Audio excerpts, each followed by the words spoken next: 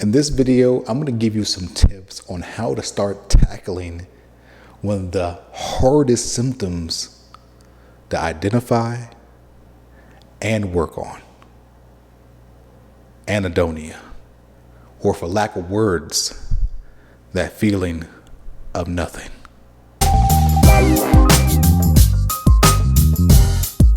Hey, I'm Dr. McCleary, licensed clinical psychologist and Navy veteran. My channel is dedicated to educating veterans, service members, and their families about mental health. So if that's you, consider subscribing. In this video, I want to give you two types of tips to tackle anhedonia. One is doing things, honestly, the hard way. The other is doing things that are a little bit easier that you can probably start doing today. And it might take a combination of both to deal with anhedonia. I'm making this video because a veteran actually asked me to make this video after he watched another one of my videos about anhedonia. So if you, like that veteran, have questions or have an idea about a video that you want to see, go ahead and write that down in the comments and I'll add it to my list. Back when I was young, we used to always go to the farm where my granddaddy used to live, Tennessee, during the summer. Okay. It was no surprise that we'd find a snake out in the backyard or out in the pasture somewhere. All right. As a young boy, I'll pick up that thing and toss it in the woods. Not so much anymore. Besides the point. Tackling mental health issues. You can kind of do it two ways. One, cut the head off the snake. And basically what that means is attacking the hardest part, but attacking the underlying reasoning for whatever your symptoms are, wherever they're coming from. If you attack the root, oftentimes the problem goes away and oftentimes doesn't come back. Just like cutting the head off the snake. Now there's also a different method. Cut the tail off. Snake's not going to die. Might even get a little bit mad. But you slow it down. You slow the snake down. And now that snake or that mental health issue is a lot easier to manage. Now, is it going to totally go away? Probably not. But now it's a lot easier to manage, which is going to improve your functioning and your ability to get through your day-to-day. Two ways that we often attack mental health issues. We either get to the root of the problem, which honestly, many times is the hard way. I don't try to sugarcoat that. If you're going to do PTSD work with me, you're going to work, and it's probably going to suck. There's also, we can equip you with some skills to help you be a lot more functioning.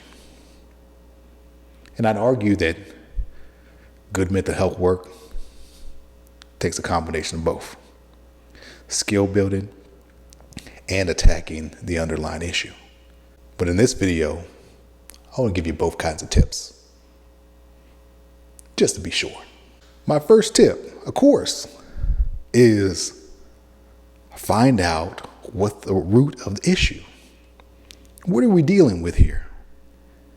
If it's PTSD that's causing the anhedonia, well, guess what? We need to potentially start attacking the PTSD, and thus the anhedonia will often improve. If it's depression, we need to formulate a treatment plan on how to help with the depression, and thus helping the anhedonia. For some people, anxiety and getting stressed and overwhelmed, often what people do is they shut down. They start to block things out, which can cause anhedonia. Being burnt out, whether it's at your job or at home with family, being burnt out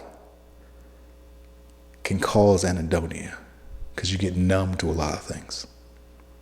So what we have to figure out is what's causing the anhedonia. And then we can find out how we need to actually work on it. Pro tip here. Don't try to do this yourself. Consult a mental health professional and figure out what's actually going on, what's contributing to and what's driving the anhedonia. And then formulate a treatment plan on how to actually work on it. Cut the head off the snake. Something closely associated with anhedonia is a lack of motivation to do just about anything, especially the things that you enjoy, the things that actually can improve your mood. Tip number 2, do them anyway. Some people will say, fake it till you make it. What I say is motivation is overrated. Oftentimes when you're dealing with mental health issues, motivation is the first thing to go out the window. So if you're waiting to feel like working on it, you might be waiting for a long time. Work on the things and do the things that you actually enjoy and that give you some pleasure. And if you do them enough, you might actually start to feel some of that again. But you got to do it enough. Doing it one time ain't going to do it. Doing it 2 times ain't going to do it. You got to work it into your routine, and you got to make it a habit to do things for yourself. Tip number 2. Stay to the end of this video, and I'm going to give you a bonus tip on something that you can actually start working on today that might actually help with that anhedonia and making sure that you don't not do things and then that causes more trouble. Stay tuned. This next tip can get a little bit complicated because for many of us that served in the military, when I ask people about the things that are important to them, their priorities, often people give me a blank stare. Or often people say things that they think that I just want to hear. Oh, my family's important. Oh, my faith. Oh, my job, whatever. Okay. You actually have to think about what are the things that actually are important to you? What are your actual priorities? Yours. Not just your community, not just your family, not just your job. Your priorities. What are they? If you don't know them, there's your first step. Figuring out what is important to you. Is it your job? Is it your faith? Is it making money? I don't care what it is. Who am I to judge? But what often happens is people don't live by their priorities. They don't live by the things that are important to them. And then they start having a lot of issues. Depression, anxiety, fear.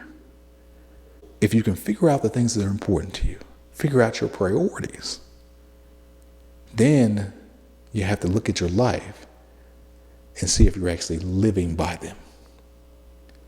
If you're not, one or 2 things has to happen. Either you need to change your priorities. Nothing wrong with that. My priorities changed when I had kids. Man, did they change. Nothing wrong with changing your priorities. Or You have to start living a life that's congruent with those priorities. If you say that family is the most important thing to you, but you ain't seen your family in years, either you need to change that priority, or maybe you need to spend a little bit more time with them. Something to think about. Thank you for staying to the end of this video. And as promised, here is my bonus tip in dealing with anhedonia. Anhedonia itself can be extremely scary. Anhedonia can suck your motivation away. What anhedonia can also do is stop us from doing a lot of things. Not just stopping from doing the things that we actually enjoy doing, but stop us from doing the things that we actually need to be doing. Maybe we need to go to work. Maybe we need to go to our kids' recital. Maybe we need to be there on Christmas morning when our kids are opening up their presents. What ends up happening often with anhedonia is anhedonia causes other problems because we stop doing things. We stop doing the things that we actually need to support ourselves and support the ones that we care about. So here's a tip for you. Even though you might not feel like doing some of these things, you need to make sure that you're doing them anyway. Because when you stop doing those things, it causes other issues. Because when you don't show up for Christmas morning, that causes some other problems. Now, you might not enjoy it right away. And that's why you probably didn't want to come in the first place. However, when you don't come, when you don't do some of those things, when you don't show up to work, it ends up causing other issues. That's how anhedonia can not only affect you, but can affect the people around you, which in turn makes people feel worse. That's hard, and it's a hard reality.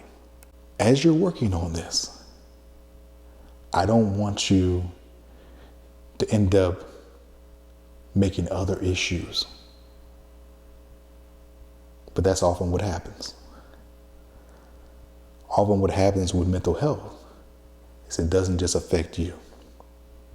It affects everybody around you. So in order to minimize some of that while you're working on it, part of what you need to do is go through the motions. Something to think about. Mind you, as you're working on it, I didn't just say, just go through the motions. Remember that before I see some comments about Dr. McCleary just said, oh, just go through the motions. Wrong. Do the things that are important to you. Do the things that are important to people around you that you need to do to remain stable. And work on the underlying core of what's causing the anhedonia in the first place. Something to think about. If this video was helpful for you, and I hope that it was, please like it or consider subscribing to my channel if you want to learn more about PTSD and mental health. But more important than that, if this video was helpful for you, that means it can probably be helpful for another veteran or another service member or another friend or family member of a veteran. So I ask that you share it with them. Because at the end of the day, that's really what all this is about. One veteran trying to help another.